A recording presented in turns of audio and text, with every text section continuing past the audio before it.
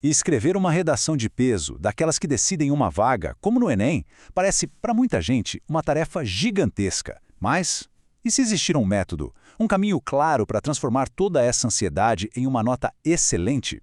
Pois bem, é exatamente esse o passo a passo que a gente vai detalhar agora, com base no que dizem os especialistas no assunto.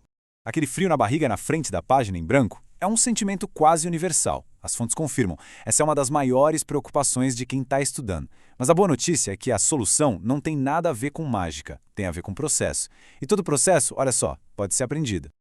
Então, vamos lá. Nosso roteiro é bem simples. Primeiro, entender de onde vem esse bloqueio. Depois, ver o que fazer antes de escrever.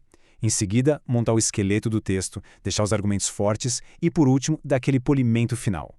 Pense nisso como um mapa para sair do medo e chegar na confiança. Vamos começar direto no ponto principal. Quanta gente não pensa? Nossa, eu tenho as ideias, só não consigo organizar no papel. Pois é, essa dificuldade toda tem uma causa bem específica que, quando a gente entende, o jogo vira completamente. E a grande virada de chave, o segredo está exatamente aqui, a diferença entre forma e conteúdo. O maior erro, segundo os especialistas, é focar primeiro no conteúdo, ou seja, nas ideias. A chave para destravar a escrita é dominar a forma, a estrutura, porque com o esqueleto pronto, fica infinitamente mais fácil preencher com as ideias. Certo. E como que se domina a forma? Com planejamento. Aquela fase de pré-escrita não é perda de tempo, muito pelo contrário. É o momento em que a redação é de fato construída. É nesse momento que a batalha é vencida. Então o segredo é seguir esses passos, sem pular nenhum. Ler a proposta com atenção máxima para não correr o risco de fugir do tema. Depois, jogar no papel todas as ideias que vierem à cabeça, sem filtro nenhum. E só então começar a organizar tudo num esboço. Isso evita o caos e dá uma direção clara para o texto. E isso nos leva a uma técnica muito poderosa, o pré-rascunho. Antes mesmo de escrever a primeira frase do texto, a ideia é definir com clareza qual vai ser o argumento número 1 e o argumento 2. Que dado, que fato histórico, que repertório vai ser usado para defender cada um deles. Fazer isso evita aquele famoso branco no meio do texto, porque o caminho já foi todo mapeado. Com o plano em mãos, aí sim é hora de pensar na arquitetura do texto. A estrutura de introdução, desenvolvimento e conclusão é a base de tudo. É o que guia tanto quem escreve quanto quem vai ler o texto depois. A introdução tem uma missão bem clara. Ela contextualiza o tema e, o mais importante, apresenta a tese. A tese nada mais é que o ponto de vista central, o problema que vai ser discutido. É a promessa do que vai ser defendido nos próximos parágrafos. E ela tem que ser, direta e objetiva. O desenvolvimento é o coração da redação. É aqui que aqueles argumentos planejados lá no pré-rascunho entram em campo. Cada parágrafo deve explorar uma ideia, mostrando as causas ou as consequências do problema e sempre defendendo o ponto de vista com dados e fatos concretos.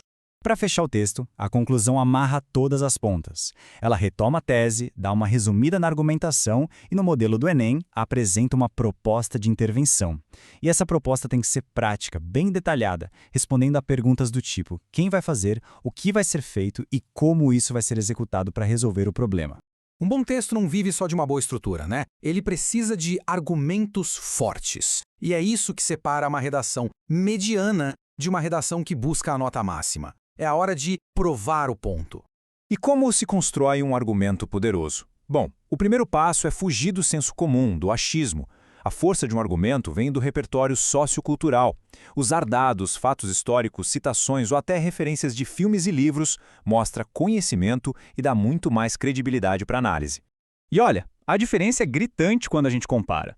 De um lado, uma opinião vaga, baseada no senso comum. Do outro, uma afirmação bem específica, conectada a um problema real e validada por dados concretos de uma fonte confiável. Qual dos dois convence mais? Acho que a resposta é bem clara, né? Ok, o texto está pronto, mas a missão ainda não acabou.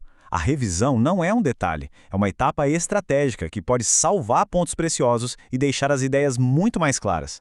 Na hora de revisar, a busca tem que ser ativa por esses pontos. Verificar se o texto se manteve fiel ao tema, caçar erros de português, trocar palavras repetidas e, principalmente, checar se a conexão entre as frases e os parágrafos faz sentido. Uma leitura final atenta faz toda a diferença. No fim das contas, a grande lição desta análise é que uma redação de excelência é totalmente possível. Não depende de um dom divino, mas sim da aplicação de um método, planejar, estruturar, argumentar com base em fatos e revisar com cuidado. É uma habilidade que se constrói com treino. E fica aqui uma reflexão final. Com a estrutura e a técnica dominadas, a escrita se torna um veículo para ideias poderosas. A pergunta deixa de ser como escrever e passa a ser o que precisa ser dito.